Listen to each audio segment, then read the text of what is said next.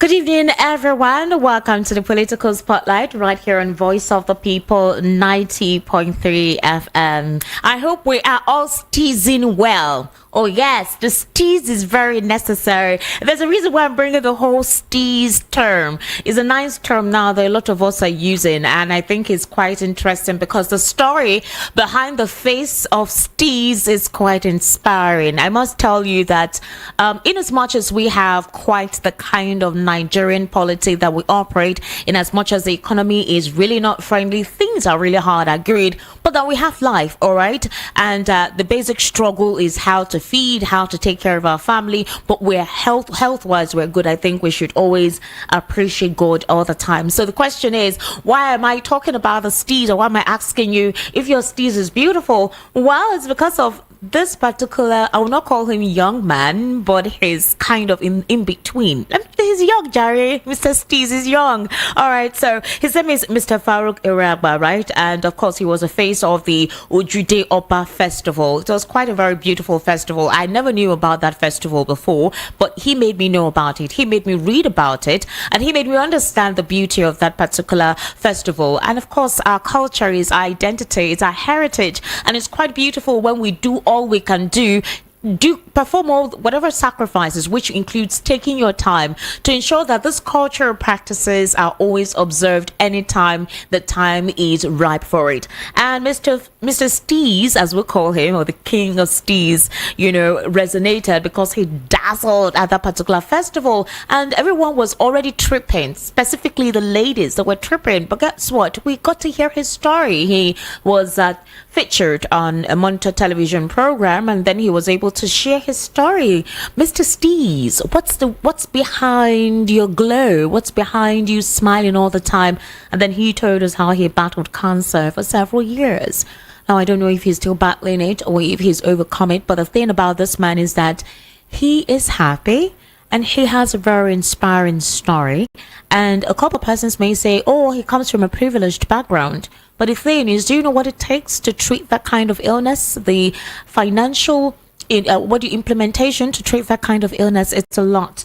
But the reason I'm bringing up that conversation is this: we must be thankful for life. I think that's the priority. We must be thankful for life. In as much as the polity doesn't help us, in as much as things are not as we would expect it to be, it is important for us to be thankful for life, to appreciate God in everything that we do, to see life in its brightest form and embrace it. All right? Okay, so again, welcome to the Political Spotlight. My name is Esther Nwachukwu, and I want to officially invite you to the program. It takes place here every Sunday evening, precisely from 6:30 p.m.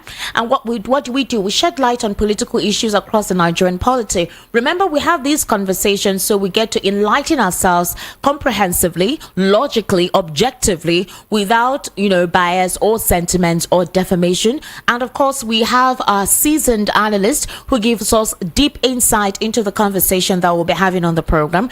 And of course, while we also do that, we open the phone lines where we get to hear what you think based on the conversations, other topics, that have been able to reel out to you, while our analysts may have given us their own perception to the questions asked to them. And we try to enlighten ourselves on the information provided here as factual as possible so that we understand the trajectory of the conversations. And so it's quite an interesting one to see precisely what is taking place in the Nigerian polity. So if you are not on our YouTube channel, we actually virtually stream this program, or most of our content on VOP 90.3 FM is streamed on YouTube. So I would implore you to go on YouTube at the moment, 90.3 FM, stream at this time. And of course, in the process that you're doing that, make sure that you become part of the conversation by going on there, subscribing, and enjoying us. Of course, like I said, the idea is for you to join us and be good with it. So in the last 12 hours, one particular pertinent topic in the political scene that took quite the wave was the fact that the presidential candidate of the People's Democratic Party in the 2023 elections went to visit Mr. Buhari, the former president of the Federal Republic of Nigeria. And in the process of his meeting, Mr. Buhari, quite a lot actually came up from that visit. But a lot of Nigerians were wondering if it was a good thing or a good look for Atiku to go visit the president. Hey, this is politics. You guys bicker and fight yourselves for your face, but you'll be so shocked what happens behind closed doors. These are brothers. So the political situation in this country will definitely not divide them. That's one thing we have to know, okay? So they held a closed door meeting in the company of some associates, which includes the immediate past governor of Sokoto State, Aminu Waziri Tambuwal, who is now a senator representing Sokoto South. Now, details of the discussions between these two eminent citizens were not known as of yesterday, but an associate of the former vice president disclosed to Daily Trust that the visit is a strategic move by Atiku towards realizing his 2027 presidential election, or rather to realize his ambition for 2027. Apparently, Atiku is not sitting back at all. He's already kicking in, trying to see how he can strategically place himself in a strong point so that, he can have the upper hand or have the edge come 2027. And a couple of persons will say, hey, it's still a long way to go. But that's what's happening. The APC too are already putting the foot rock down, regardless of how the economy is, the fact that Nigerians are not eating well, the insecurity is really so sad, it's really so bad. Those in the polity are already strategizing ahead of 2027. So whether you like it or not, the conversation will continue from there. So here is also a quite interesting situation that evolved from that particular conversation. They say that they cannot really tell us what the conversation was all about, but from all indications from that meeting, it is a strategic move without giving too much details, and that they discuss current situations in the country, the economic realities, as well as the last election and the one coming in 2027. And it is not like they reached any resolution because, it's not like they are really close, but we know that they are close. Historically, it's the first time they'll be meeting officially because you can't consider their meeting during, that is, the president's wedding as a formal meeting. That is the president's son's wedding, rather. So, based on the source who was disclosing to Daily Trust, he said that Oga was in the company of former Sokoto State Governor, Senator Aminu Waziri Tambuwal, and former Adamawa State Governor, Bindal Jibrila, amongst others. And they were all talking about the current economic realities in the country, insecurity. Speaking of insecurity, a retired army general in Abuja was murdered in his home. And what happened was he resides on an estate. This guys, to me, I think that thing looks like an assassination because they used the whole armed robbery thing as a camouflage to kill this man. They used his gun to kill him. And it's really sad because even in your home, you're no longer safe. It's a different thing if he was returning from a particular event in the night, and while he was returning, he got ambushed, or he was traveling or something. But in your own home, a retired army general, in your own home, you got killed. this calls for a state of emergency. The president needs to address the state of insecurity in this country as soon as possible. The mayhem is getting so brazen, from banditry to terrorism by Boko Haram and ISWAP to maiming to a whole lot of things going on in the northeast, in the north central, even in Benue, Osun here, in Lagos. It's terrible. I think it's important for the federal government, led by President Bola Ahmed Tinubu, to call his military personnel to order and let them do something about what is going on in this country. Otherwise, I don't know. If insecurity cannot be curbed, if it's become a brazen activity in this part of the world, I don't know if we're looking for investors to come into this country and do the needful. It's not going to be encouraging at all. All right? So I would implore the president to understand himself as fast as he can and call to order what is going on in our security sector if he indeed wants his administration to resonate. That's quite an important angle for us to consider. Meanwhile, the Labour Party presidential candidate in the 2023 general elections, Peter Obi, has dissociated himself from a trending report online alleging that he was among detractors criticizing the federal government's alleged spending on the national anthem.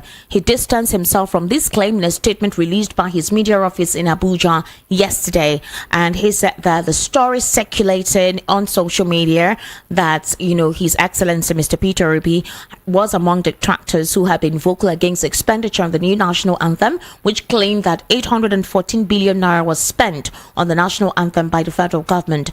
That has attracted criticism from all sectors, actually including the fact that Peter Obi was the one who actually made that statement, where they're saying that they wish to state categorically and clearly that Peter Obi has been a critic of wasteful spending of public funds, but he has not said a word directly or indirectly on the new national anthem. Most of Obi's statements are based on verifiable facts, and he never embarked on frivolous remarks. So this was a statement that was made by his spokesman Yunusa Tanko. He was actually debunking that claim. So that, of course, is already out there. Now, let's look at a situation that also got a lot of Nigerians talking. Remember, I told you earlier you can virtually be part of the conversation. We're currently streaming live on YouTube, which is VOP 90.3 FM. And, of course, the WhatsApp number for you to start sending your messages to be part of the conversation this evening is 0817 175 6338.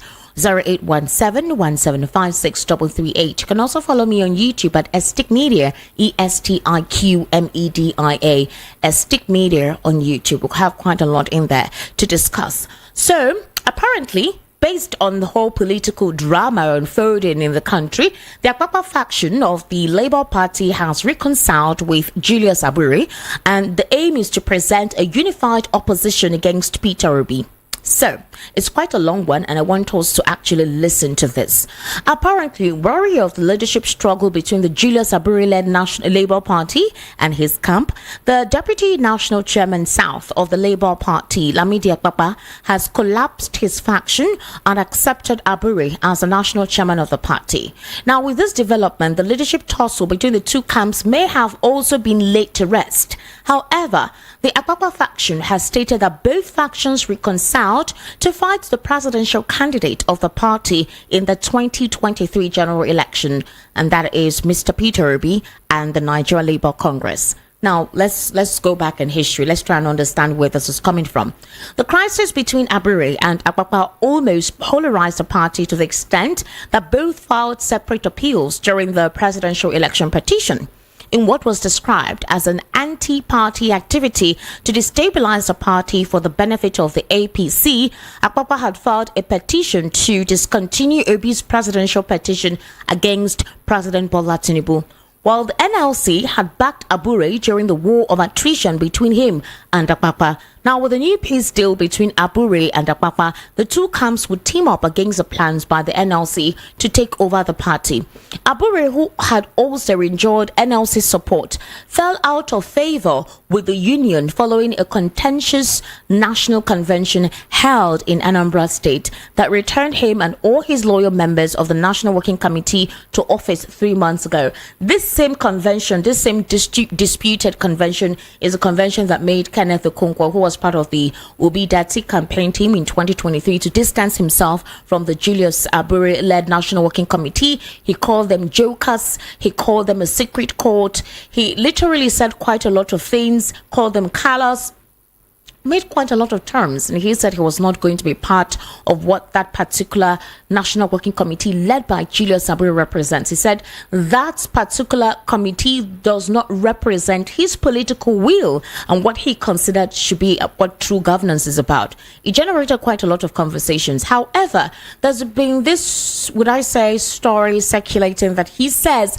he was going to the APC. Now, I'm not holding swear defending anybody, but if you had watched that interview, that chat he had with a journalist, from the beginning of the interview, the first thing he did was to disparage the APC. He condemned the party's activity, condemned what the party represented, condemned how the party's rule has degenerated so far, and literally led the Nigerian economy in the death that it is at the moment. So he distanced himself from being part of the Labour of the APC, said he was not going to be part of the APC, and he with how he described the party, I don't think that is the political party he intends to port to. Not that is anybody's business. Wherever he chooses to go, if he decides to go back to the APC, well, that's his business. But from that particular media chat that I watched and listened to, he did not sound, from the onset of that particular chart, he did not sound like he was going back to the APC. However, he did not disclose what political party he may port to or defer to. He just said that he may go to a political party that resonates with his kind of political will. So that's what he said. I've been reading several reports online on some media forums that he said he was going back to the APC. He never categorically said so. All right, now this, of course, back to the conversation between Abure, Lamidi Apapa, and of course Peter Obi, including the NLC. So based on what actually happened, we know that the NLC embarked on a series of picketing at Labour Party secretaries nationwide. They were insisting on an all-inclusive convention, but Abure, of course, had his way. So when all of that was going on, according to them, they said that it is the only logical way for them to have a united front against the threat of the NLC in particular. They say, I believe you already know Abure has a long history with Apapa and Abayomi Aramba B before now. So when the factional spokesman of Apapa's camp, Abayomi Aramba, confirmed the development, he told this day that they had no problem with Abure from the outset because they knew he was being misled by the APC leadership. So this is what they said, and I quote, yes, it is true. The reconciliation was done to fight a common enemy. When asked who the common enemy was, he said, Peter Obi and the NLC. When they asked Arabambi during the chat with This Day newspaper, he said, who was the common enemy? They asked him, who is this common enemy? And he said, Peter Obi and the NLC, particularly the NLC president, Joe Ajari. Now, when reminded that the Abure-led party had reserved the 2027 presidential ticket for Peter Obi, the spokesman of the Apapa faction said that is a complete fallacy. So, there are speculations that in 2027, the seat for the Labour Party, the presidential candidate for the Labour Party in 2027 will be Peter Obi. Well, they said it's a complete fallacy. Arabambi is saying it's a complete fallacy. He said, and I quote, we're together to stop all those political hawks from taking over our party. So I think here he's referring to the NLC, he's referring to the Obedience, and of course Peter Obi. We thought they, NLC, were fighting for a just cause, but it is very obvious they only want to take over our party, and we're not going to accept that. He added, I also want you to know that there is nothing like the Obi Dati presidential campaign here anymore. It has been dissolved. Everybody has reverted to former governorship and presidential candidates. We don't want disinformation from the Labour Party. The National Publicity Secretary of the Labour Party, Obiora Ifo, also confirmed the reunion to this day, saying it was not out of place for Abure to extend olive branches to aggrieved members of the party. According to him, both leaders reconciled to move the party ahead. He said they have reconciled and Akpakpa has reverted to his earlier position as the Deputy National Chairman South. Akpakpa pledged solidarity with the Aburi-led National Working Committee. So Ifo said the Labour Party is one united party now, except some little pockets of opposition led by Kenneth Okonkwo. We are sure that sooner than expected, he will join the mainstream party led by Aburi. That's what Obiora Ifo is saying. But Kenneth Okonkwo has completely distanced himself with the National Working Committee of the Labour Party led by Julius Aburi. So maybe they're trying to have a conversation with him and see how they can bring him back to the mainstream Labour Party. Ifo stressed that it was because of the reconciliation that Akpakpa had been speaking in favor of one united political party led by Julius Aburi. He also disclosed that there were ongoing talks with the Ajare-led NLC to put the Labour Party in good position for the politics of 2027 and the governorship elections in Edo and Ondo scheduled later this year. So, oh, wow. It is quite interesting with what is going on in the country, and a lot is happening. Like I said, join us virtually for the conversation we're currently having here. We're telling you what is currently going on and what the facts are, and basically the whole entire audio. So basically, this is what the conversation is all about concerning Peter Obi, the NLC, Labour Party led by Julius Aburi, and now collapsed to have formed a partnership or be together or resolved. An olive branch has been extended and somebody has accepted between Nnamdi Kanu and Julius Aburi. Anyway, moving on. According to Kenneth Okonkwo again, he's saying that the federal government is chasing rats while people's houses are burning. That is, he expressed his confusion while reacting to the Nigerian Labour Congress new minimum wage demand. Speaking during an interview with the Vanguard, the barrister lamented over the persistent squandering that has characterized the administration of President Bola Tinubu. He urged the president to find a solution to the NLC new minimum wage demand. Speaking after receiving an award at the 5th edition of the African Illustrious Son Award in Lagos, Okonkwo wondered why the government would say NLC's demands were unaffordable. According to him, the NLC's 250,000 naira was reasonable and very objective. He says the NLC did not bring about the policy causing this hardship in Nigeria. Nigeria has money, materials, and men, but we have incompetent and corrupt leaders. NLC and its workers should not be made to pay the price. How can one become an elected government official and instantly become a billionaire while NLC members have been working for years? Quite interesting, isn't it? Like I said, there's quite a lot going on in the Nigerian political landscape, and of course we'll be talking about that. In the course of the week too, we knew what transpired. In the course of the week, quite a lot actually took place. We'll be talking about that very shortly. All right, but let's take a very short break, and then of course when we return, we'll continue with what we're talking about on the political spotlight. Quite a lot is trending in the national polity, so make sure that you continue to stay with us, and like I told you earlier, be part of the conversation. I'll soon be speaking with my analyst for this evening, and that is Barrister Darlington. He'll be sharing his perspective on this whole revelation from Aburi and of course Nnamdi Kanu, as well as the whole situation with the Labour Party forming an opposition against Peter Obi. Is it the Labour Party, or is it Arabambi and Nnamdi Kanu, or has Aburi eventually decided that this is basically what it would be? And for now, Peter Obi is quiet. He hasn't said anything. Nothing in this regard has he responded to. Aburi too has not clarified or made any statement referring to this particular situation. So this could be all talk from, Nnamdi Kanu and of course Arabambi. Anyway, just stay with us. We'll be right back shortly.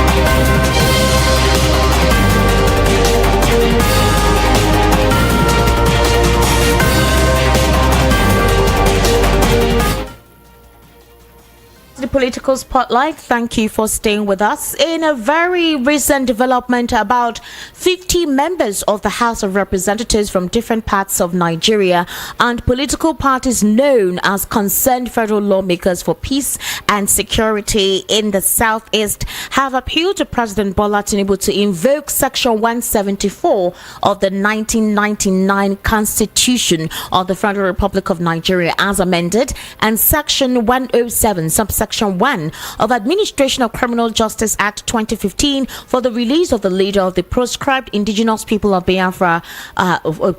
I'm going to take that back again. All right.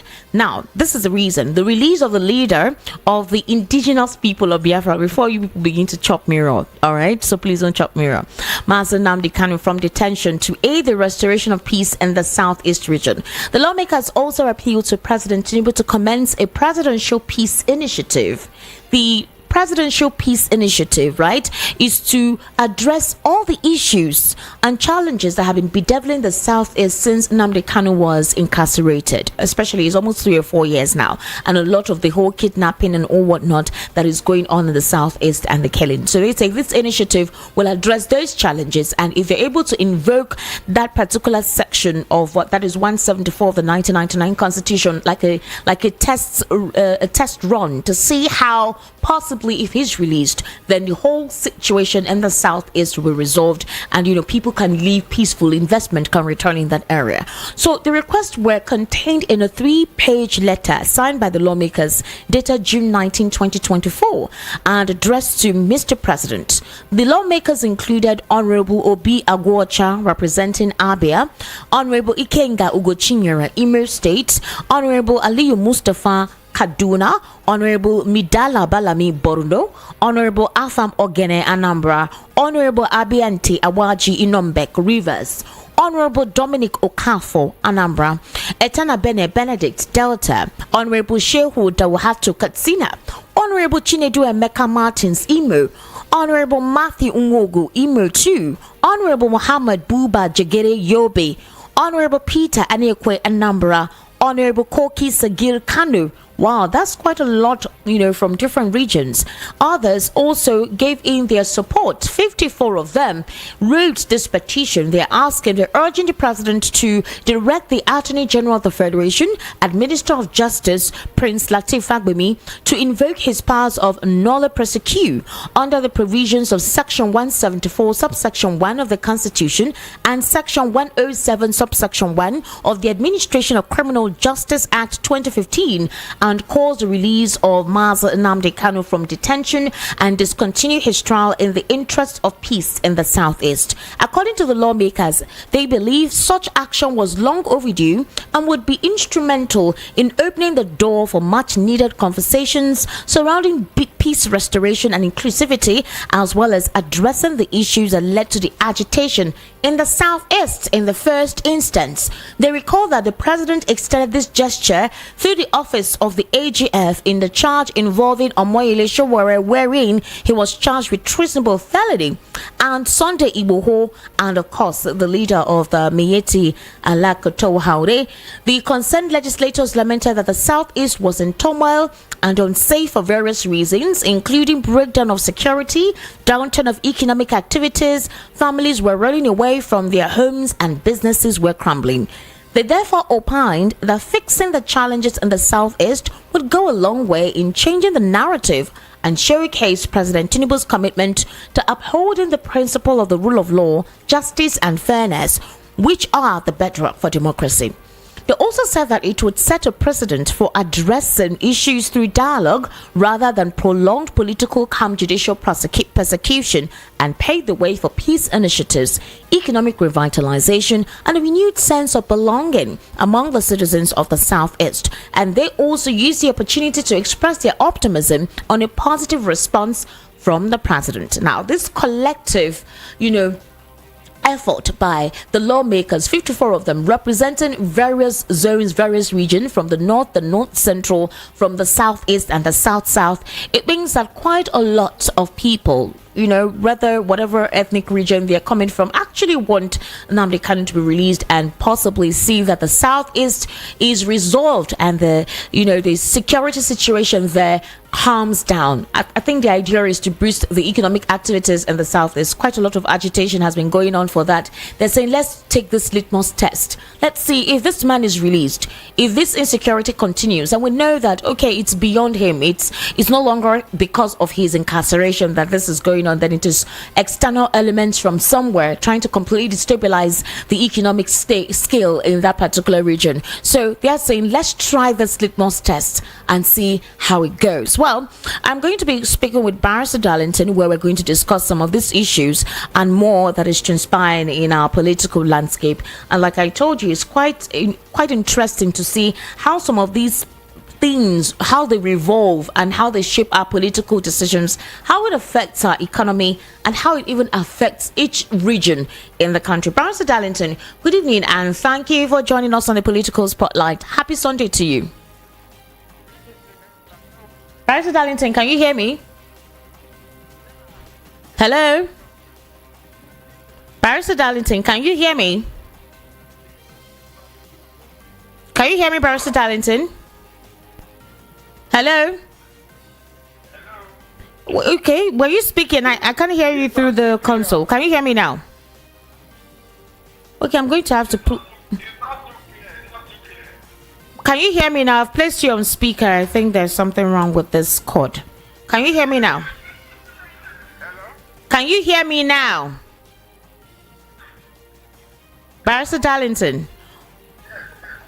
Can you hear me now, or do you need to go to a different... All right, so I'm going to have to put you like this because apparently there's something wrong with this cord. It's not, when you put it there, you're having issues hearing me.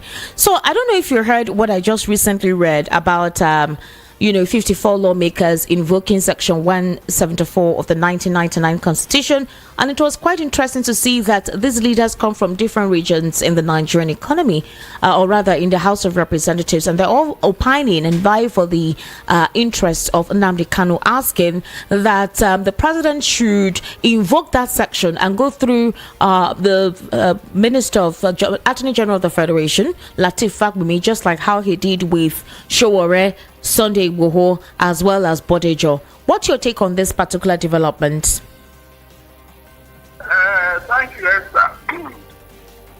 From the beginning, we have said that this matter will end like this. Oh, really? Yes, because you look at it yourself. The day Chief Mike Ezekweme went to court and forged the 15-count charge against Nnamdi Kanu, I knew that this matter is over. Every other thing that the federal government is just delay tax. And I've been saying it from the beginning. They have nothing against Nnamdi Kanu. More so, when the court has said that there is no law to try it, that what the federal government committed was equally a criminal offense, the way he was retribution from Kenya. So from that evidence now, I believe strongly that Nnamdi Kanu, he will never go on trial because nobody has anything against him. So I am not surprised. That section is simply talking about the nollie prosecute, which is the power of the federal government through the Attorney General to withdraw continuation of any criminal trial against the federal government. Are you getting what I'm saying? Yes, I can hear you. So that is what that section is. And they have used it severally. Even concerning those who committed more criminal offenses than alleged the one committed by Nnamdi Kanu. So the thing has become an embarrassment to the federal government. I'm telling you, it has become an embarrassment. So they are looking for a self-saving measure to do away with this case, because it has become an embarrassment both within and outside Nigeria. And I knew it would end like this. I am not surprised. I am not. You think it's quite interesting that 50 lawmakers, right, representing various constituencies, various regions. This one now is not just Southeast, though. So I mean, this kind of concerted effort. How do you call this? Because I want to bring your mind back to the current reality post 2023 election, right? I will not lie to you, Barrister Darlington. The ethnic divide got worse. A couple of people say politicians are the ones that enact this system or this strategy so that they will continue to have the people at their beck and call. And if you go on Space or if you go on X, any little thing you hear people adding ethnicity to it, they'll start adding tribe. Let me give you a particular instance. For example, today on X, right, there was a particular story or a video. I saw that on one of the blogs, renowned blogs, and there's a woman who was caught with children. Apparently, she kidnapped children from Ijora under bridge and took them to her house somewhere along. I've forgotten the area where they caught this woman. She kept about 4 or 5 of them there, and she collects 50,000 per child. It's actually quite a depressing story. But you know, when I went to read the comments, people's reaction to the ordeal, number one, very few people, right, chastised that a particular action from that woman. The rest were talking about the tribe of the woman and what the tribe is renowned for. And it was quite appalling that things have gotten to this level when things that should really evoke empathy becomes a thing of ethnicity. Nobody should actually be able to do that. A child, and what you're collecting per head is 50,000 naira. So why I'm talking about that is, if we look at that and the current reality with the fact that these 50 lawmakers, I was able to read out some of their names, were able to write out this particular petition to the president invoking section 174. I mean, what do you think that means? Esther, you see, when things like this start happening, you ask yourself, what is the end game? Okay. The end game here is 2027. Whether you like it or not, the Tinubu will need a party if he's going to contest. Do you think this will be part of the conditions that Nnamdi Kanu may have to accept if... I'm telling you, he will need a party, whether you like it or not. And I don't think anybody will, freely and happily go to the party to go and campaign, especially if you are from APC. They may not even try it. Remember that during the primaries that led to the election of Tinubu, he didn't go to the party. He only told the delegates to meet him in Abuja. He did not step into the party. So how can you continue to rule people and you are not even free with all the security around you? You are not even free to go there. So the man is not even feeling comfortable. Whether they like it or not, they need to bring the parties on board, especially APC.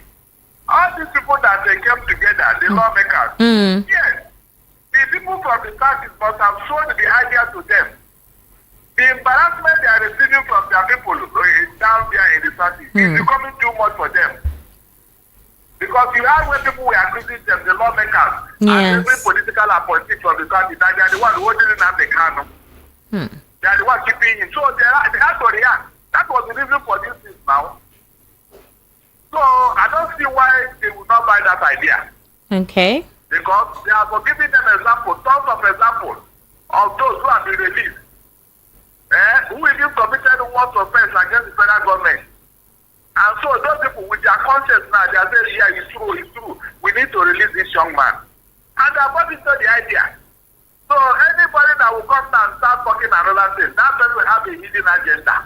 Wow. As for the tribalism, my dear, go and look at those who are promoting it where they come from. Go and check very well. Personality is really sad. It's really bad. It's really bad when you hear comments. Any little thing they go the ethnic way. Any little thing they go the ethnic way, and you're asking the question, for whose benefit is all of this for? It's so bad that they started listing. It's so bad that companies, right, that predominantly actually boost Lagos economy were mentioned. Those who own these prominent companies, where they come from, it got to that point actually that they were all reeling down most of that. Some people say, oh, I can't get certain accommodations because at certain areas or locations because I'm from a certain ethnic group. Others will say, oh, this particular ethnic group, they're lazy, and you don't blame them. Why would they blame other people if they're not ready to work, or they're complaining that these people are buying over their properties? It's gotten this bad, Barrister Darlington. And I'm asking, should that be the objective, or should these people be collectively fighting for good governance? Esther, you have forgotten where the genesis of this particular tribal policy. I have asked you, go and look at the people that are promoting this. Where did they come from? I have said it consistently that the Igbo man count him out of this type of thing. That is why he is all over the place. We don't promote tribalism in whatever we do. We don't. That is our nature. That's our culture.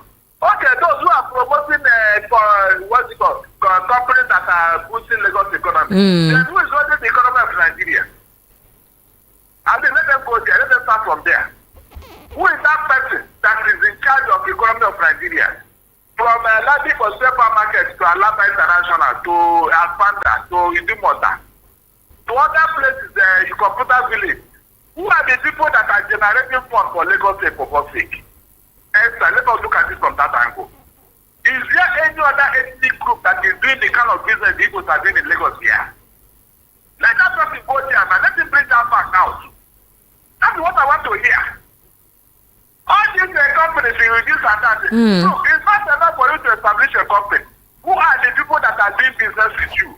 Go to the banks, ask them who are the people that are paying money in those banks. Who are the people that have more funds in those banks? Is that not what you're supposed to do? This is not a company.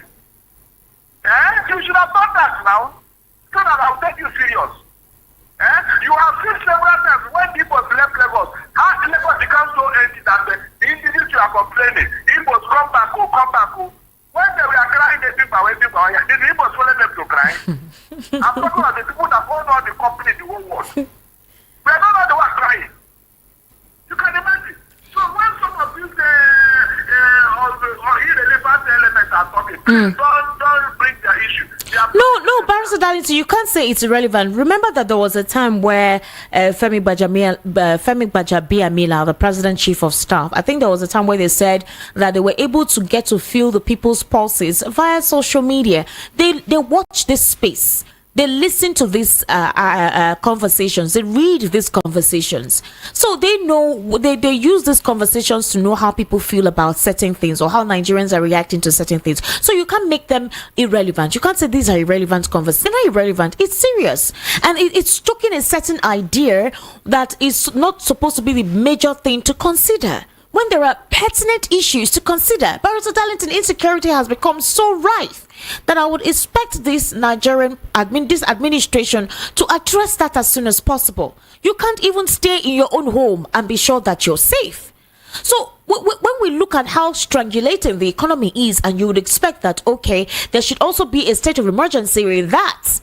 Remember that the president just went to visit the South African president for, winning the elections for his inauguration. You recall too, the other president, the Senegalese president, you remember that the first thing he did was to put a particular subsidy on food. He subsidized food immediately, and it's going to be implemented as soon as possible. So if that can happen with that particular African nation or West African nation, why is the same thing not applied here? There are issues going on in the country that is affecting every one of us, regardless of what ethnic group we belong to or what region we come from. And all we are looking at is some very irrelevant whatever, just because, the president is from this ethnic group and the other people are from another ethnic group. Should that be the focus of the conversation? Yes, sir. They want to divert your attention. The principle of the Igbo man, the diligence of the Igbo man, the interest of the Igbo man is what they want to whittle down. They want to water it down as if it is not important. That's what they are trying to do. Must you join them? I don't get the examples here. Let them challenge those examples now. It's not enough to be running your mouth here and there that the Igbos did. What did they do wrong? If you cannot beat them, please join them. join the Igbo people so that Nigeria can move forward. All these tribal sentiments, it has never worked, and it will never work. They want the Igbos to join them in tribal discussions. We will not do that. Esther, we will never do that. Let them continue. Since 1960, has he helped them? Since 1960. Okay, the same people are the ones now writing letters to the Igbos to come and have a dialogue with them. That they want to have a meeting with them, this and that. The same people, the same people. Esther, the same people. Is it not a shame? I have asked you here several times. Can you mention any time the people from the southeast or the Igbos are violated and say all the Yorubas and the Hausas in the southeast they should leave or start beating them, going to their stores to extort money from them and all that? Have you seen or heard such a thing? But you know how many times it has happened in this Lagos and in the north. So who is the leader here? Hold on, who is more mature here? They are doing all this to divert attention. They want to tell you that the Igbo man is not important. They are not wasting their time. Okay, allow us to go now. If we are not important, allow us to go. You have all the company in the whole world. No problem. Allow us to go. Why would you do that? You remember during Abiola, whatever, when people were leaving Lagos? Yeah. And governor went to people with loudspeaker. Just the Igbo, don't go. We don't have any problem with you. Don't go. It happened in this Lagos. The same people. So why would I be listening to charlatans when they want to let us steam? All right. They're not blowing hot air. They know the truth. Okay. Whether they like it or not, you cannot cause whom God has blessed. You are wasting your time. All right. All the points they are making, you know where it's going to. We'll still come to that. Know. We'll still come to If that. they have allowed people to do the voting according to their will, do you think the political equation in Lagos would have been like this by now? People would have turned the table now. So what are you talking about? People would have turned the table. So all this noise on social media, did you not hear it during the election? That was Obviously, yes. Social media, whatever. They don't even have a voter card. All those noise, at the end of the day, what happened? What happened at the end of the day? So please, let these charlatans alone. They will paid social media influencer. Let them continue to talk. Pastor Darlington, do you know that there are civil servants collecting salary from this government, meanwhile they've relocated abroad? Of course. That one is not the news now. Pastor Darlington, these individuals have relocated abroad and they still collect salaries from the... Yes, now. Hold on. We are going too far. After Jokuta Speed Complex and the NPC, all these multiple refineries, and the federal government of Nigeria is spending 10 billion every month for salary in these places. Meanwhile, these refineries have not produced one single liter of fuel. What does that tell you? Who is collecting the money? What they are telling me is not news now. It's not news, though. Marissa Darlington. Marissa Darlington. It's so bad that the president had to ask them to start refunding the money. Imagine for Tinubu to actually make an order that they should immediately start. I don't know how that's going to be possible. I don't know how they're going to ask them. In fact, they will threaten him. They said the president also directed that the corporate supervisors and department heads that they should be punished for aiding and abetting the fraud while they were in charge. He gave the directive just this Saturday at the award night organized by the Office of the Head of Civil Service of the Federation, which was to commemorate the 2024 Civil Service Week. The event was also to honor some outstanding civil servants in core ministries, and the president also expressed his dismay over the ghost workers' attitude. He said it is disheartening to hear that measures have been taken to address these issues, but he must ensure that those responsible are held accountable. But how will they ensure these individuals are held accountable? And what measure would be deployed to ensure that they refund those monies? Is it just to talk and then there is nothing activated? Yes, I leave that in. Nobody will be punished. If you did not punish those who are stealing our food on a daily basis, if you did not punish those who are causing terrorism in Nigeria, why would you not be talking of ordinary ghost workers? No, these other two and ghost workers, which one is more more detrimental to our life and to the economy? Which one? You cannot leave the leprosy that is worrying us and you are chasing ranches now. Let Tinubu start from this one and two. Those who sponsor insecurity in Nigeria, which they have the list, they have the list, they are known, he has not done anything about them. The people stealing crude oil in Niger Delta, they are known, they have been identified, yet nothing has been done. Then you want to come and tell me you want to punish you. So no, you don't believe that there could be measures that will be applied to ensure that these guys refund that money? Because the issue I have sometimes is when they they give instructions, but it almost feels as if it's just talk, nothing will happen. You know, it's our person, nothing will happen, no be us. You are going too far again. Please. The money that Wari collected from CBN, which Tinubu asked the National Assembly to investigate, he gets them 6 weeks or so.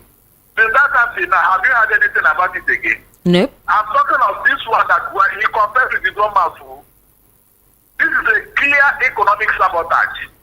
Infractions against financial regulations by a president.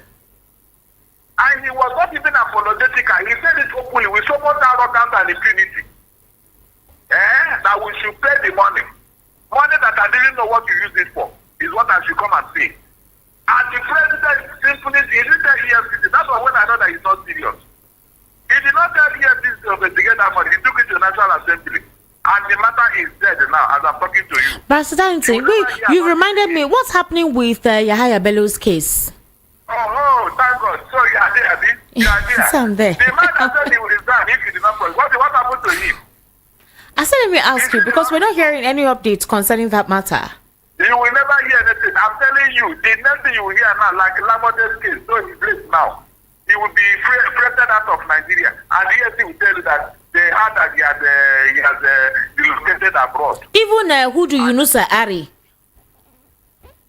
Nothing. The latest. Who do you know, Sir Ari now? The Adamawa INEC guy that announced election results before elections were concluded. So you know so many cases, and you are still asking whether the ghost workers will be punished. No, I'm just asking. I remember these cases while we were talking. Like I hear from the presidency that this is the next alternative, this is the next line of action, but we don't get any follow-up afterwards. The one for Bassett is a special investigator for CBN. The one they submitted that is still in the table up to now. Has he taken action against any of them? Hold on. All the people that we are named, including a special advisor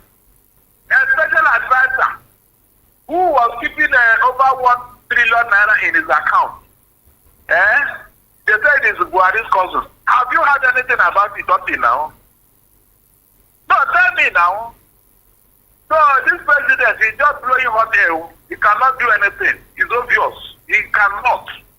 It's as simple as that. So whenever they tell you they are fighting corruption, just tell them we have had you before. We have had you. That's what we should tell them.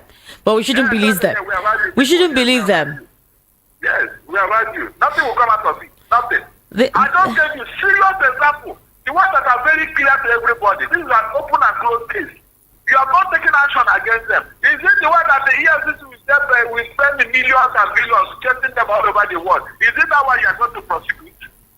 The people that are abroad, you know where they are? You want EFCC to start going all over the state. If they can't even answer you, you know that you will not. They will not answer you. So why not deal with the one at home here? Deal with this here. If you take care of the penny, the pounds will take care of itself. Deal with the ones here now. Pastor Darlington, do you know that the Minister of Aviation, Festus Keyamo, today decried reports of begging and extortion going?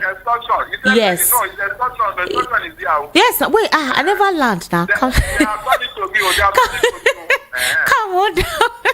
He actually said that begging and extortion is going on at the international airport by some unscrupulous individuals, and this was via a post on his X handle. He used that platform to lament that the activities of staff begging and extorting travelers have been bringing a bad image to the nation. I think there was one foreigner who actually did a documentary on something like this. And not just that particular foreigner, other foreigners too have complained about this kind of nefarious activity going on at the international airport. He said that his cell phone beeps every minute with messages from concerned citizens who continue to complain about the matter. And he clarified that most of the agencies involved in this menace are not under the control of the aviation ministry, though they are stationed at the airports. That he's been working closely with other ministries, arms of government and agencies who are responsible for these agencies, and the solution is in sight soon. What kind of solution will they actually implement for this? Esther, let me tell you how it works. Okay. Let us understand the people he's dealing with. It's like a cartel. All right. There are lucrative areas in that airport. Okay. You are expected to bring the phone to the organ. Okay. For you to continue to stay there. If you stay there for a particular period and you are not performing, they will now withdraw you and put another person. The same thing happens with the police. You know that the organ in the office, they don't carry any file, they don't have any case file. It is the IPOs who are doing the work, who will bring the talk to the organ in the office before they can sign any petition or any report. So if you are the IPO and you could not get anything from the complainant, then or from the suspect, they will withdraw you, say you don't know what you are doing. They will put somebody there who will be bringing return. As long as you are bringing return, you are a good boy. That is why the thing will not go away, because there are people behind them. Answer, there are people behind them. The same thing happened at Apapa Port. Who are just the racket going on there? There are people that get report every Friday when they share what they have collected for the week. It's not a hidden thing now. You remember what the undercover journalist who did something about custom? Yes.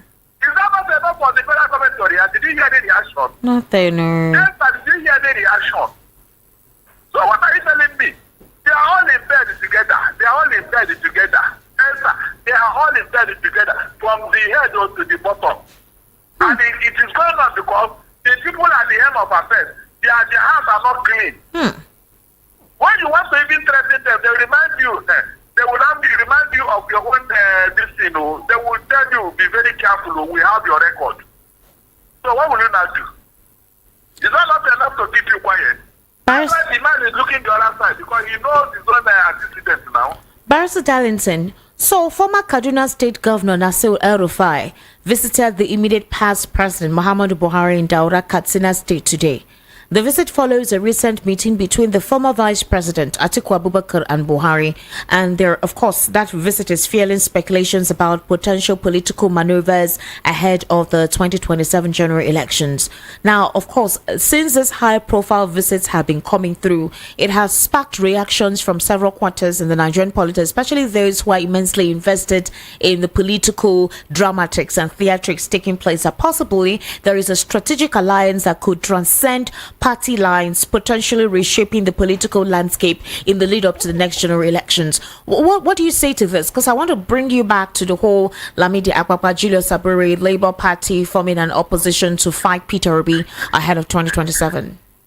Yes, you can see that we are going deeper and deeper into Ukraine. On what ground will anybody visit Buhari? For what reason? This is a man, the same APC are telling you that have plunged this country to where we are today. And people are now going to pay homage to him. Yes, sir. Can you imagine? That will tell you that, in fact, until something happens to this country, people will not learn. The man is even feeling like God. With all he did in office, people are still deferring to him. What does that tell you, Esther? It tells you that we are not getting out of this wood very soon. I'm telling you. And whatever he tells them there in Daura, whether you like it or not, is that what they're going to follow. That is what they're going to follow. That is why Tinubu cannot even open his mouth and call him to come and account for what he did in office. Well, I was expecting that would actually take place within his. That would be the first thing to do, because in the whole CBN audio with Gordon Emefiele, Godwin Emefiele did not do whatever it is they alleged he did without the permission of the president. The president came to give a national broadcast addressing the whole Naira redesign policy and even actually telling Nigerians to embrace it, that it was for their own good. So we're hearing all these monies that are being called out, the forfeiture of Emefiele's property and allegations that he approved amount of money without the president's consent. How? That's what I'm telling you, that Nigerian politics is the politics of brigandage. It's the politics of brown and brute. The more powerful you are, the more you are referred to. The real game of politics. No Nigerian politician knows about it, except if they can be able to, use force or use whatever means and then become so powerful. That is what they are respected, though. That is why I told you here, we don't have politicians. We don't. This man opened his mouth and told the whole world how you authorize Emefiele to do what he did. Yes. Up to today, nobody has been difficult to come. Buhari, you are no longer covered by immunity. Come here. You are not above our laws. Come and explain why you did all these things. And you are telling me that we are moving forward. How can we move forward under EPB? It's not possible. So we are using Emefiele's property. Buhari did not acquire any property. For the 8 years he was in office, is that what you're telling me? Barrister Darlington, we're still 3 years, all right, before 2027. We still have 2025, 2026 before 2027. And there's a lot of talk about 2027 already. We don't even know how the Nigeria now would be in the next 2 or 3 months. We don't know if some of these political stalwarts and representatives will be there at that year. But strategic movements are already holding sway ahead of that. And one would have expected that the focus would be on how to strengthen the Nigerian economy, put a slash on the hike in food prices, make the economy quite attractive for investors and local entrepreneurs to thrive. Look at how the living and minimum wage would actually resonate with the current economic realities. These are issues. ASU is threatening to commence strike, that the agreement they had with the federal government has not been implemented. There's a lot actually happening, Barrister Darlington. And for the political stalwarts is ahead of 2027. And one of that is a faction of Labour Party, which was led by Nnamdi Kanu. They have reconciled with Julius Abure with the objective of presenting a united opposition against Peter Obi, that is the party's presidential candidate in 2023 during the last general elections, and the Nigeria Labour Congress. I mean, what does that mean? We've not heard anything categorically in reaction to this from Julius Abure. All of this talk, the source is Arabambi, who has been making statements as to what this reconciliation is all about. And according to him, he said they want to ease off all these hawks from the Labour Party. So the question now is, where does Peter Obi stand? Would he continue to remain with the Labour Party if this is the objective? And when will Julius Abure respond to what Arabambi just disclosed?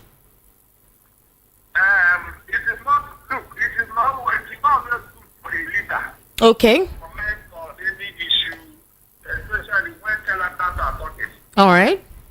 The same Abure, the same Arabambi and Apapa, you knew their role in the Labour Party. All right. They have never been stable. These people will turn out to go again and tell you another thing entirely. In fact, their processing will tell you that they were misquoted. They were represented in the press. That's not what they mean. So, analyzing these people at times, it brings embarrassment to you. That is why most times when they talk, I will take it with a pinch of salt. Okay. Sometimes where these people have said the word, when they made a statement today, the following day, they cancelled. Several times. So on what basis now will they be seeing the P2B as the problem of Labour Party? On what basis? This was P2B who made them to be known, to be recognized. Instead of them to rally around it, they are now talking that they want to the horse. Before P2B, where was Labour Party and who was Labour Party? I thank God Abure is the man that is in charge. Really? You're saying thank God for that?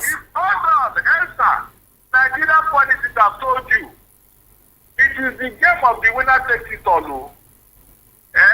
Okay. Justify the mix in Nigerian politics. Abure has proved to be his own man. What has they not done to remove him from that position? But he stood his ground. He stood his ground. And you saw that P2B the other time went to shake hands with him. So Akure is on the same page with P2B. So who is Arababi and Apapa?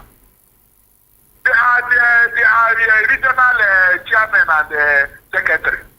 So their opinion doesn't count, it doesn't matter. The original obedience has been with P2B. And Arababi and Apapa cannot stop them in 2027.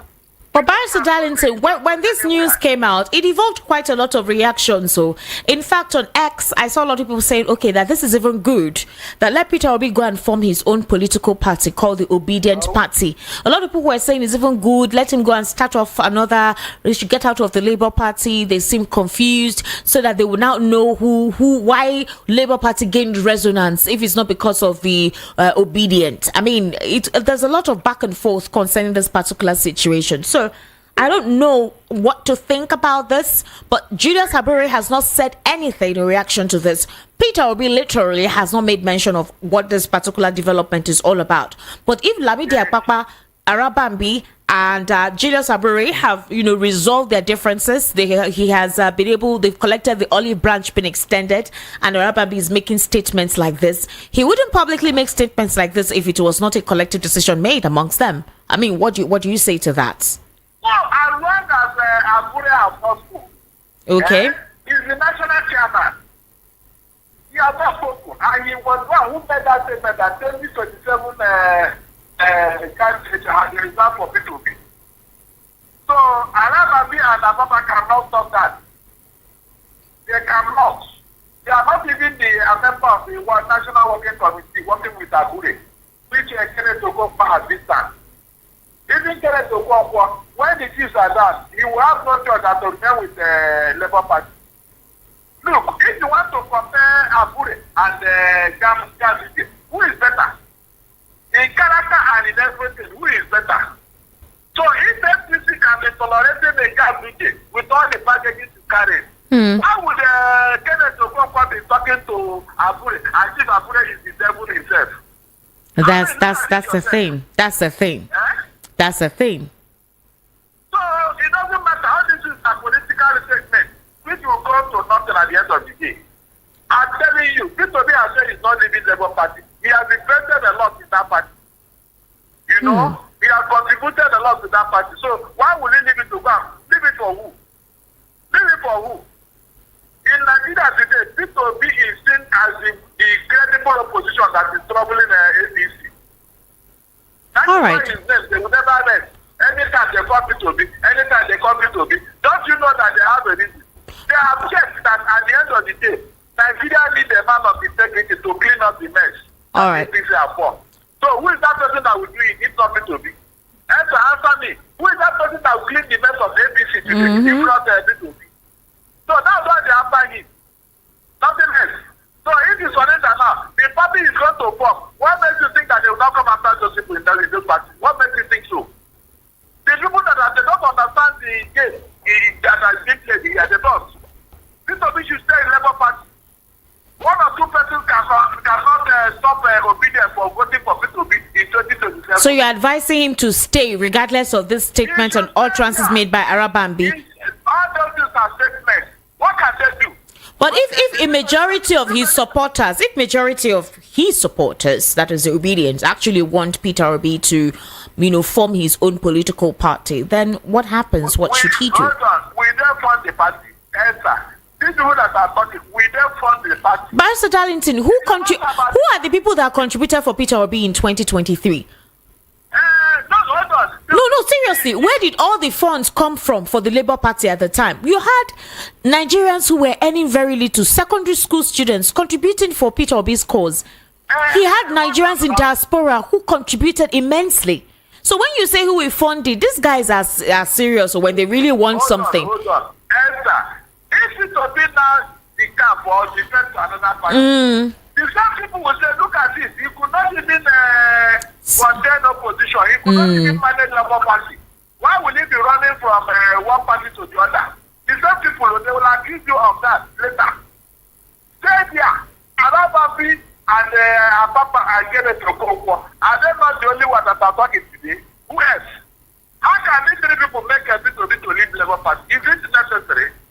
The national chairman to be with his National Working Committee. Okay. So what are you saying? What are you saying? I am telling you that these are charlatans. When the Jews are down, they will fall in line. They will fall in line. They have no choice. All right. Barrister Darlington will soon be opening the phone lines, but something actually happened. Thousands of passengers face delays amid flight cancellations at Manchester Airport after a power outage brought the major UK airport to a standstill. Now, you know that these people, most of what they do is electronics, everything is digital, and it caused quite a lot of delays on their airlines. Passengers were stranded, lots of passengers were stranded at the airport. The reason why I'm talking about this is I recall when the international airport too, the electricity there went off, and a lot of Nigerians were criticizing. Now this brought back the whole issue of Western media having to portray African nations or West African nations in the bad light in any slightest possible means. But then when this particular issue happened, we are not hearing their media reporting it as ostentatiously like they do with anything that has to do with Nigeria. I mean, what's your take on this? Because it's actually generated quite the conversation that so NEPA fit take light. Sorry, not NEPA. So power can go off in this part of the world and people will be stranded. But if it is in Nigeria now, and then our own people too don't help matters because they like to exacerbate things when it comes to Nigeria, any deplorable form they like to portray it out there. What do you say to this? You mean what happened in the UK? Yes. What happened in the UK? The power situation disrupted flight operations, and then Nigerians were making comparisons like, when light went off at the Murtala Mohammed Airport, Nigerians chastised their own people, blah blah blah. So how many times does such a thing happen? How frequent does it happen? How many megawatts of electricity does that particular airport use compared to Nigeria's 5,000 megawatts? Now something happened, one of them. You don't use it to make comparison now. No, now that's what generates. That's the conversation now. They were like, but if it's in Nigeria now, the Western media would have made it seem like such a big deal. People were making all manner of statements regarding what transpired at the Manchester airport. So, I mean, that's why I brought it here. It is not important or necessary. Mistakes can make. We are only looking at the frequency of those mistakes. Okay. So, but wait. So it's easy for you to actually wait. Barrister Darlington, I'm advocating. We're trying to be objective here. All right, so we're trying to be objective here. It's easy for you to dismiss the fact that mistakes can happen. But if it were here now, if it happened in Nigeria now, Barrister Darlington, what would your tone have been? Can you look, Esther? I am telling you that yes, if it is something that happens maybe once in 2-3 years or 4 years, nobody will pay attention to it now. I just ask you here, how often does it happen? So you're saying it frequently takes place here? In this Murtala Mohammed Airport, how often does your flight your flight get cancelled? How often does your luggage get stolen? How often do you get disappointed? How often do you get a power outage at your airport? How often do you get insulted at your airport? These are what we are talking about. So not that something happens somewhere. Okay. Well, like I said, it generated quite the conversation on X. That's where the comparison generated from. And it's a story that broke out today. So that's why I'm talking about it. Okay. It's only God that is perfect. All right. Okay, Barrister Darlington, finally, right? The presidency has called on Nigerians to embrace subsistence farming to address the rising cost of food. And this statement was made by the special advisor to the president on information and strategy, and that's Mr. Bayo Onanuga, our famous Mr. Bayo Onanuga. He made the call during a meeting with online editors in Abuja. Onanuga referenced historical initiatives like the former President Olusegun Obasanjo's Operation Feed the Nation and former President Muhammadu Buhari's measures, in having to aid food shortages. He emphasized that this is not the first time Nigeria has faced such a crisis and highlighted the government's investment in agriculture. But Nigerians actually felt bad with what Bayo Onanuga said. They said his suggestion is impractical and insensitive. They argue that farming isn't a feasible solution for everyone, especially when urban dwellers who do not have access to arable land. Now, critics are questioning what people will eat while waiting for crops to grow and how those in cities can realistically participate in farming. Onanuga acknowledged the current challenges, something that things are not yet as President Bola Tinubu desires. He assured that within 12 months, Nigerians will start seeing the results of the government's agricultural investments. He also noted that the cost of living crisis is a global issue, suggesting that countries worldwide are experiencing similar difficulties. So here again, Nigerians reacted to this. They highlighted their frustration with the government's approach. Many see the call to return to farming as out of touch with the realities of urban life and immediate needs of the population during a food crisis. Barrister Darlington, let me ask you, what is the major reason that there is a food crisis in this country? What do you think is the major reason for the food crisis in the country? Onanuga is a double speaking. His principal, the president, have identified the root cause of food scarcity, insecurity. Exactly. So why not they address it before blaming people? That's a question. Like this before they came into office. I mean, I don't know why people don't talk. It's just that we can start analyzing what they are saying. If not, there are some analyses that are not necessary. No, this is not that. It's the reason why I'm asking this is that he's suggesting this, that we should start farming. Barrister Darlington, if you go to states that do this farming, Benue, Plateau, most of these farmers can't go to the farm. In fact, in Benue State, right, a lot of IDPs have been afraid to go back to their farms. They can't even farm. The insecurity is rife and it's brazen. ISWAP, Boko Haram doing their thing in broad daylight. Nothing is happening. So if you're asking people to start farming or that they should eat, okay, the process of farming, then what? They should wait for the crops to harvest, for the crops to grow in 6 months. What happens in that space of 6 months? You know that in Nigeria, 80% of the farmers are doing subsistence farming. Yes. 80% Yes. farming. Yes. As big as America is, are you aware that only 7% of Americans are cultivating their food? 7%. They are into big time mechanized farming. Big time. Look at the comparison.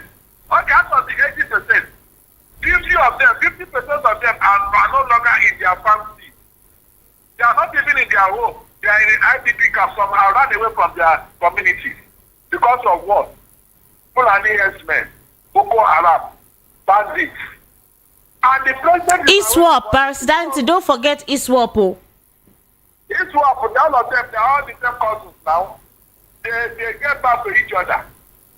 Now, why Onanuga, is he not aware before telling us to go to farm? Hold on, is he not aware? Why should I not answer such a question?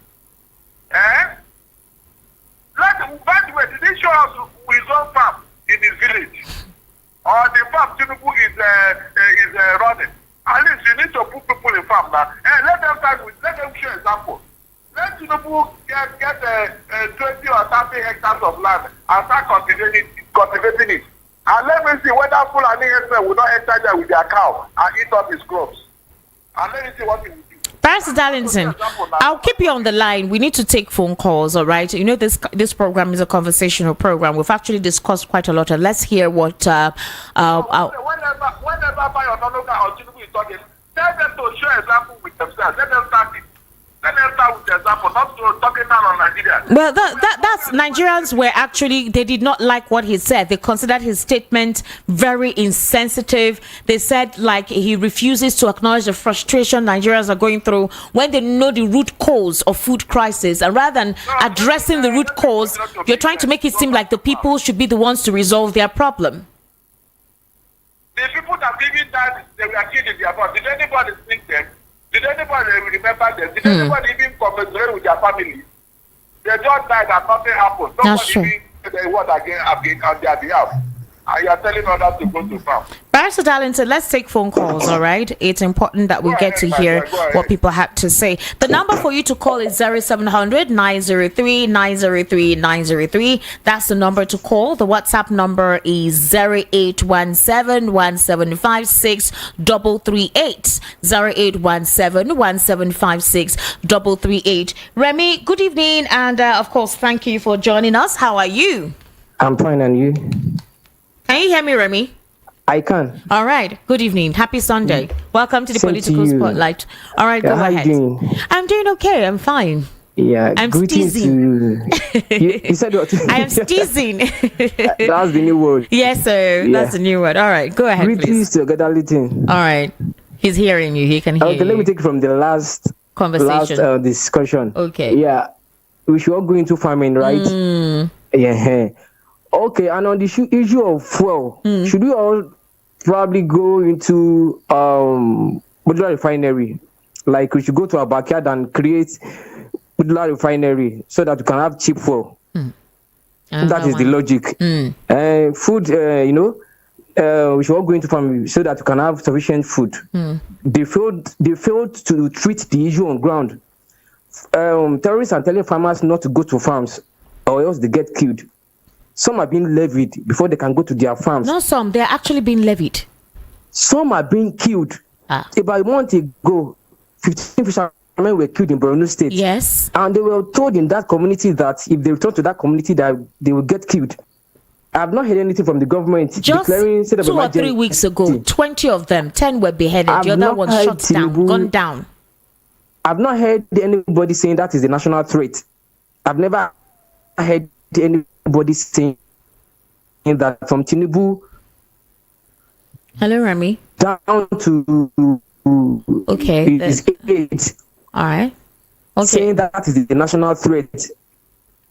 Okay. All right. Thank you for calling, Remy. You're calling on the WhatsApp line. I don't know. It's beginning to lag.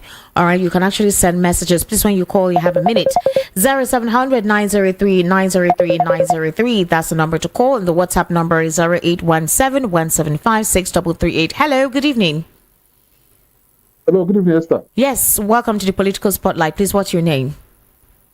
I'm for you, for Amodofi. All right, Foreigner. Please, you have a minute. Go ahead. Okay, greetings, President Darlington. All right. He can hear you. Good evening. Yeah, so Esther, what I just want to say, already President Darlington has digested and analyzed all of them. Okay. You understand? So I just want to just add one thing to it. That, Okay. it's high time, this people should stop fooling us. It's not. It's like we are not finding it funny anymore. So why will somebody tell us? We can imagine the position this person is holding presently in the country. He, as a minister, telling us to go and commit suicide. No, he said we should go farm. He did not say we should commit suicide, Biko. You talked about which be constructive. Yes. So what is a simple logic? Going to the farm now, one will be killed, and he is not saying that we should go to farm, whereby the security apparatus in those areas are nothing to write home about. So I don't know if I should say anything now. I believe it should be against the law, and I don't want this our station to be have issue with the government. Thank you very much. Thank you for your understanding. All right. Thank you for calling. All right. Hello. Good evening. Welcome to the Political Spotlight. Name and location, please. Good evening. Good evening. How are you? I'm fine. My name is Emmanuel from Sangota. Emmanuel from Sangota. Please go ahead. Yeah. The government is telling us to run farm at our backyard if we want food because of the food prices. No problem. What of pharmaceutical products, drugs and everything? They are now very expensive. So we have to open our own pharmacy now, our own pharmaceutical industry. So that, what of petroleum products? They are also expensive. That's so we true. have our own refinery too. You know, that means we want to plant our own rice, our beans, our onions. This is your line, eh? I don't know. Hello? You bury your phone on that pillow. The way it's sounding, eh? Can you hear me? Is that? Your line is not very clear. Oh. Hello? All right, please try call back. Hello, good evening. Yeah, hello, Esther. Hi, good evening. Name and location, please. From the UK. All right, go ahead, sir. First, happy Sunday to you. So you seem to you. How do you speak your Hausa? The way you pronounce names, I mean, is wonderful. Thank you. I schooled there, actually, my secondary school. I went to a Federal Government Girls College in Plateau State. Okay, because The other day you were mentioning names, tradition, the title, the way you are pronouncing it. That's excellent. So that's one thing. Thank you. So coming to what you are just saying about the power shortage or water, power, Yes. the power went in now. Now, Esther, the Nigerians should not be laughing or saying something because they don't know how the system here is. Some of the systems, some of the infrastructures are being built to stand the cold to a certain degree and also to stand the heat to a certain degree. So the moment the weather is hot, some of their systems switch off automatic. And some of all these airports that you are seeing have a very mighty generator that even if we switch it on immediately, they have to reset everything and every program has to reset. So it takes time. So it's not that they don't have any standby generator on those big places. So they have it. There are some places when you are going now, like this week, you go, according to them, there will be some heat. Yeah. The weather will be hot. So there are some places when the weather is hot in Europe, you find out that traffic light can switch off or some sudden, just the same thing when the temperature drops to a certain minus degrees, some of their power start dropping. When the weather is too hot, too cold, such a thing can happen. It's not that their system. Then coming to the issue about the farming. Precious, Esther. Go ahead. You see that there is, and sometimes I don't want to say it, but you find that there is something fooling this, a kind of adding oil to the fire about the insecurity in Nigeria. Sure. This is the issue of GMO crop that they are supporting. They are bringing. Somebody somewhere. GMO, that's genetically modified. Yeah. Okay. Somebody somewhere is sponsoring this thing. So you're saying there's a conspiracy to clear out the farms to encourage genetically modified crops. Yes, it's gradually. This is the reason why the European farmers and even UK farmers, mainly the European farmers, are not in allowing some of the farm products from America to enter here. Wow. Because such a thing is full in America. And then when Nigeria accepts such a thing, any soil you plant that thing is totally different soil again. Beyond that itself, the food products from genetically modified farming, it's not healthy. It's like rubber, plastic. That is what I'm saying. And they are systematically allowing such a thing to come into play. I'm sure, and I know there is a clip that I watched. It seems that the Nigerian government is in a way trying to support it. Will they willingly do so, or could it be because of some grants and loans, and these are the conditions set for such loans to be given to them? Because the World Bank and the IMF just... You said? Why would they go and take such a loan? Like I said, for example, they just recently approved a loan for the president to help stabilize his economy. That's what I'm saying. Any loan, I have been saying it, IMF, World Bank doesn't like Africa, and more especially Nigeria.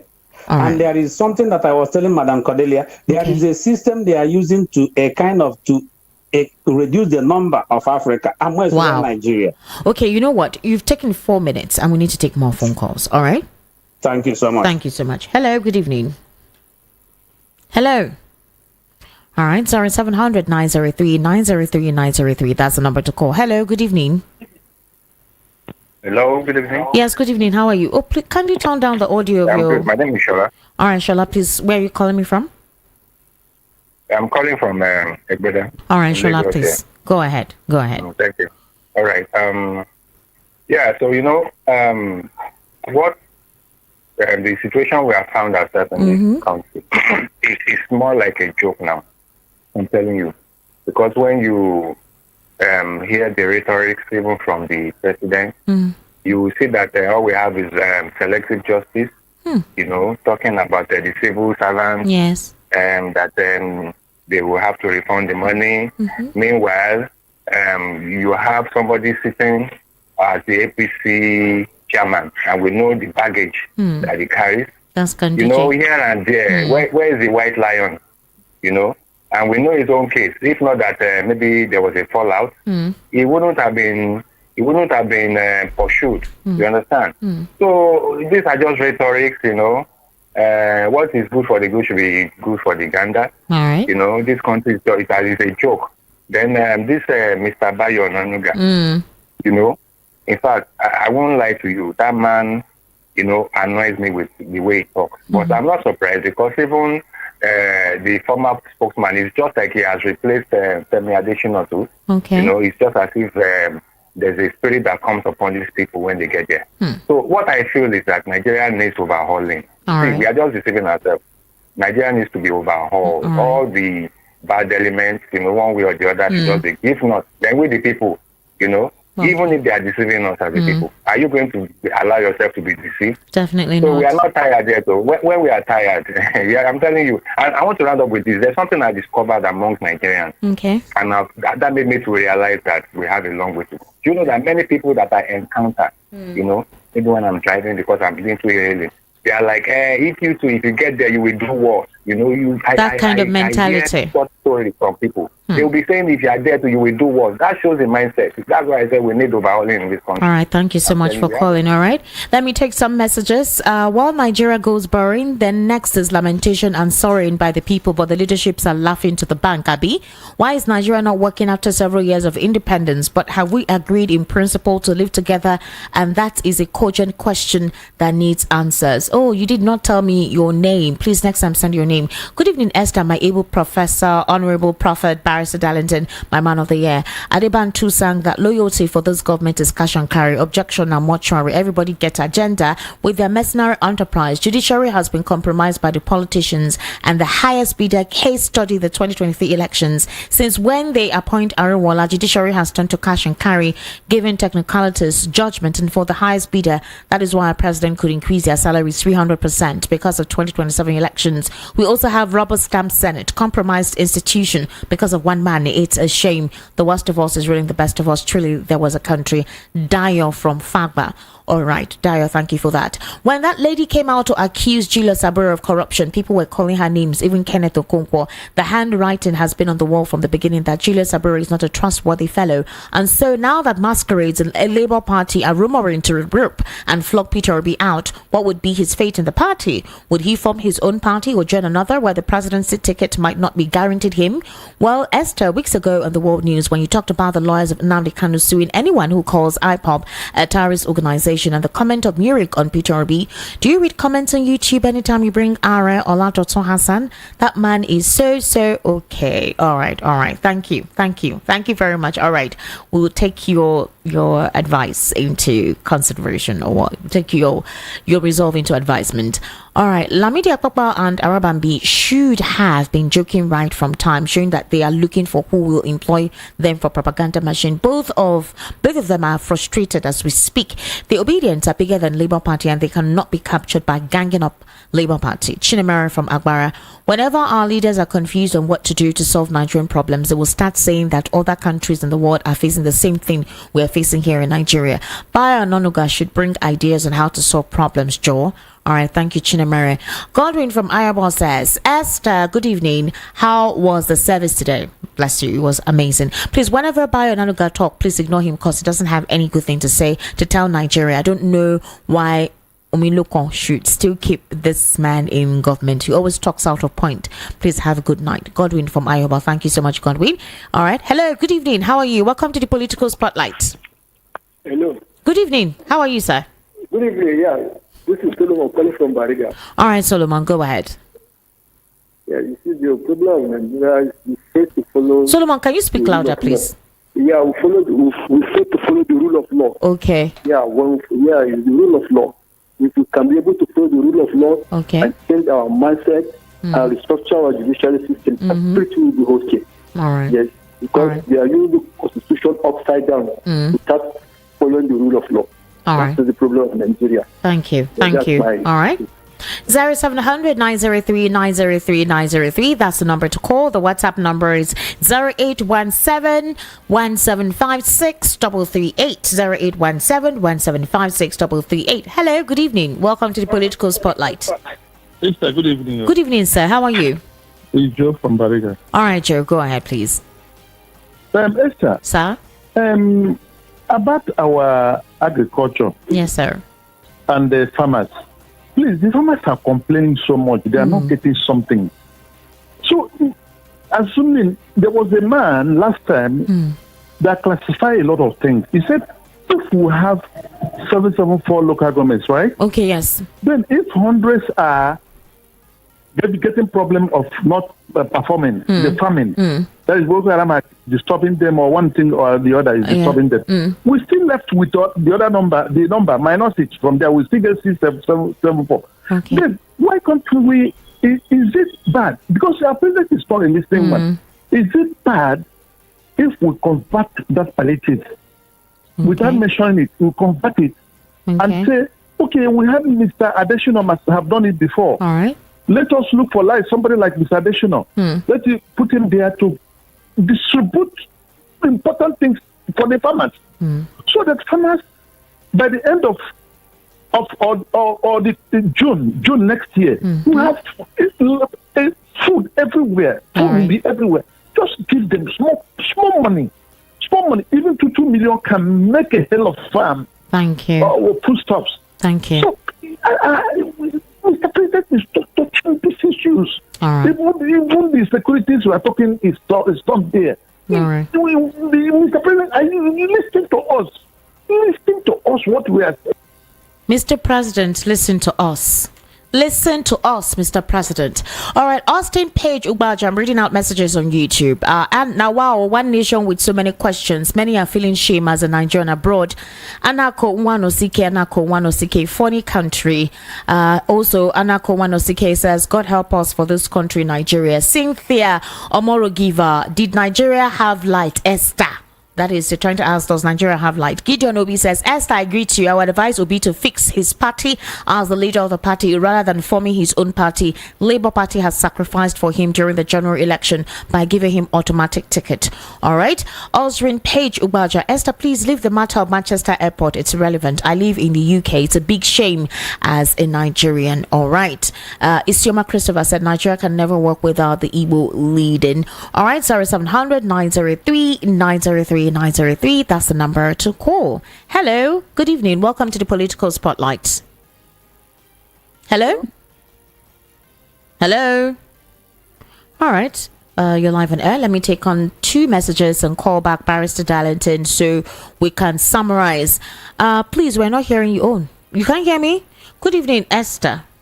The kind of tribal war going on X, you will pity Nigeria. Goodness from Ago. I'm telling you, goodness, it's terrible. It's terrible. Very terrible, the tribal war going on X, and I don't think that is good. Well done, Esther. The president should ask those that have been stealing our oil to bring back the monies from the oil and those corrupt politicians that have stolen over the years. He knows them or can find them out, inside, or putting energies in peanuts those civil servants collected. I know Tinubu to have this strong political will, but now as a president, he's not taking charge on real matters. I am just astonished, if not flabbergasted, for real. All right, for real. Is that your name, for real, or you made a shot? That's you. You just talked about the fact that you're astonished, for real. Please, I want to know if that's your name or your tagline. 0700 903 903 903. That's the number to call. 0700 903 903 903. Hello. Good evening, Esther Wachiku. Peter Wansa. Good evening. How are you? God bless you. On a lighter mood, I'm just knowing you little by little. I've come to understand now that you schooled in Plateau State. Yes, I schooled in Lantang, to be precise. That shows how you have been, reading the news very well, especially pronouncing Hausa language. Yes, and I also believe that you understand Hausa language very well. Yes, I do, but not too deep. Yes, I do. I understand Hausa, but not too deep. Not too deep. Okay. All right, go ahead. Okay. My name is Peter. I'm calling from Abound and Ekotun. All right. Back to the issues at stake. Okay. First, I want to talk on Abubakar Atiku's recent visit to Ibrahim Babangida. Yes. Abdul Salam Abubakar, and of course Buhari himself. Yes, and El Rufai too. Don't forget, because as this one was leaving, the other one was coming. Hello? I said, and El Rufai too, as Atiku was leaving, El Rufai was coming. Okay, I'm not hearing well, but let me just pick up, please. All right, okay. So, this situation has come to manifest its ethnocentric behavior. All right. And I believe that even if Ibrahim Babangida and Amdi Salman Abubakar will not deceive him, definitely Buhari will definitely deceive him as far as 2027 is concerned. Okay. But, well, that is his own. All right. Then coming to Nnamdi Kanu, the issue of Nnamdi Kanu, I strongly believe that I'm appealing to the government anyway that they should listen to people who are saying that it should be released. Okay. But be that as it may, if it's released, you know that the infiltrators in IPOB, who are not really IPOB members but are working for Simon Eba in Finland, will definitely make Finland, make Simon Eba more popular than. I really don't want to talk about him, to be honest. I don't want to talk about him. And okay, but that is just the way I'm feeling. But let's also be clear that the case or cases of Taure, that is the Miata Allah. Haure, that is Bodejo. Yeah. Sunday Bo are different from that of Nnamdi Kanu. People should not mix things up. All right. Even if you are saying that the government should leave him, they should not mix things up. All right. These are totally different. All right, Peter. So that is my own opinion. Thank you. Very much. All right, thank you for calling. Barrister Darlington, good evening. Let's take your summary of all the calls and your reaction in a minute, please. Yes, Esther. Sir? In the first place, you can see the gang up is already building up in the north against Tinubu. They have already told him that 2027 they are no longer with him. Are you referring to the visit of El Rufai and Atiku to Buhari? Yes. You can see it. And you know these people, when they have made up their mind, because of the large following that their people, that they command among their people, they will do it. They have been boasting that they are the one that put Tinubu in power.